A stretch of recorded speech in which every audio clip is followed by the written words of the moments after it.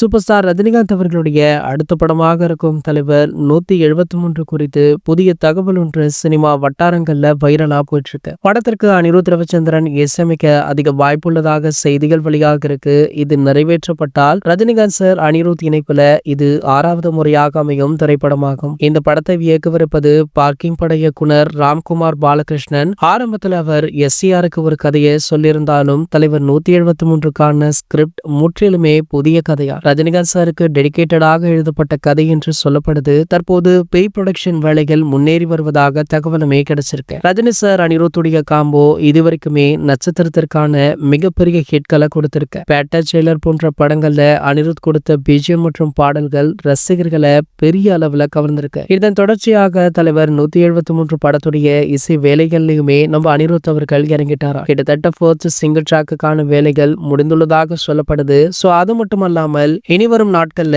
இந்த படத்துடைய அப்டேட் ஒன்னொன்றாக வெளியாகும் சொல்றாங்க. சோ அதன்படி பாத்தீங்கன்னா இந்த படத்துல சூப்பர் ஸ்டார் ரஜினிகாந்த் அவர்களுக்காக பாலிவுட்ல இருந்து ஒரு மிகப்பெரிய ஸ்டாரை வில்லனாக களமிறக்க படக்குழு முடிவு பண்ணிருக்காங்களா. சோ அவருமே யார் அப்படின்ற அறிவிப்பு நியூ இயர் அல்லது பொங்கல் ஸ்பெஷலாக வெளியிடப்படும் அப்படின்ற தகவலுமே கிடைச்சிருக்கு. சோ இப்படி தலைவர் 173 படத்தை பற்றி வெளியாகிற அத்தனை செய்திகளையுமே நீங்கள் உடனே தெரிஞ்சுக்க நம்மளுடைய சேனலை மறக்காம சப்ஸ்கிரைப் பண்ணிக்கோங்க.